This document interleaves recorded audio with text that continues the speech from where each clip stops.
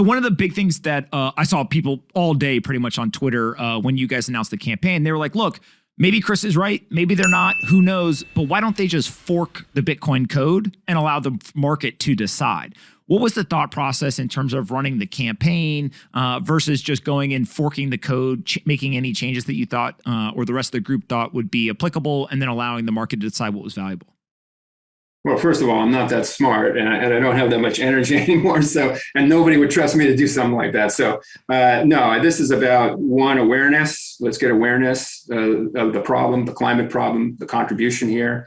And then, yeah, like, can you inspire? Like, come on, let's make a code change. And again, a code change consistent with the values of the Bitcoin community. But come on, I got to believe, whether it's the core developers who come up with this, whether it's the Miners Association, hey, a smart teenager in Cambodia, right? A math teacher in Ukraine. I mean, the world can do this, right? They can figure this out, but we got to start working on it. That's the only point we're trying to make. I can't do that, but there's brilliant people out there, and everybody's dialed into crypto right now. The whole world is.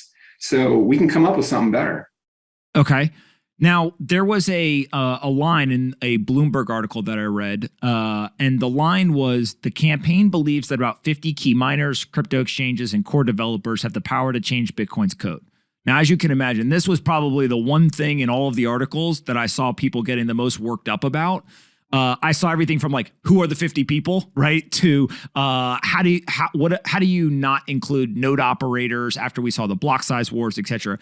Just maybe to kind of make this valuable for folks who are listening, how do you think the code would be changed? Do you agree with the statement that there's 50 miners and exchanges and people that could do this? Do you think that maybe that was a overstatement, or just walk me through kind of the process of actually changing it if there was a change that you thought was applicable? Yeah, fair question. I mean, go back to, there's a book out recently, like the block size wars, right? And you look at kind of some of the battles, or I don't know what you want to call it, kind of family dispute in 2015, right? I mean, back then, if you look at some of the Medium posts and kind of what we're support, it was like 30 to 50 let's call them influential people. You're right. They don't have the power to unilaterally do anything, but they're influential, right? So they got behind something. Could they convince other people in the community that we got to do this, right? How did Segwit, come about, right? That kind of a thing. So it's an influential thing. Certainly that can come internally, and that look like a soft fork. Can come externally, and it could be a hard fork. Who knows? That's, hopefully that doesn't go that way. But these things can be done. You're right. They're not, it's kind of messy, right? But again, if it's in the interest of the community, these things can be done. And change is a good thing sometimes, right? I get it. Being conservative is important when you talk about finance, but these are cutting edge technology. We're at the very beginning of this. Is like 13 years in. Why are we stopping innovating right now? Doesn't make sense. You can do better.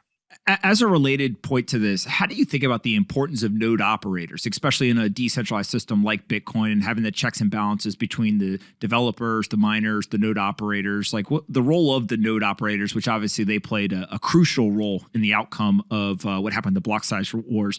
How do you think about their importance in something like this? Is that the key group to go and convince to get a change pushed through, or what?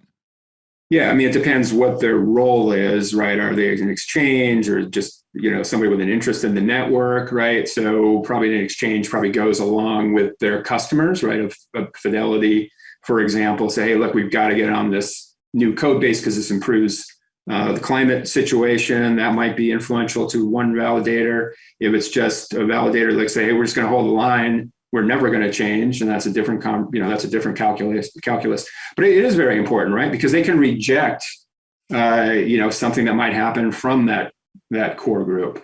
You have to convince them. You have to influencing them and motivating them that this is a positive and not something that's going backwards.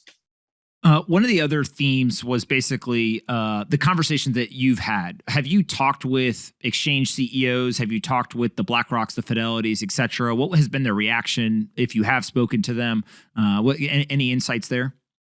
Yeah, I mean, I don't want to, actually name names. That wouldn't be appropriate, but we have spoken with a number of folks, including miners. And look, some miners are being really responsible. You look at Argo and Riot and Giffen, and they're doing the right thing with renewables. The problem is the code doesn't say anything about renewables, right? The code just says, in sense, cheap energy, right? If Saudi said we're getting into mining tomorrow, all those Texas, the mining going on in Texas move over to Saudi Arabia, and it'd be fossil fuels and it'd be super cheap, right?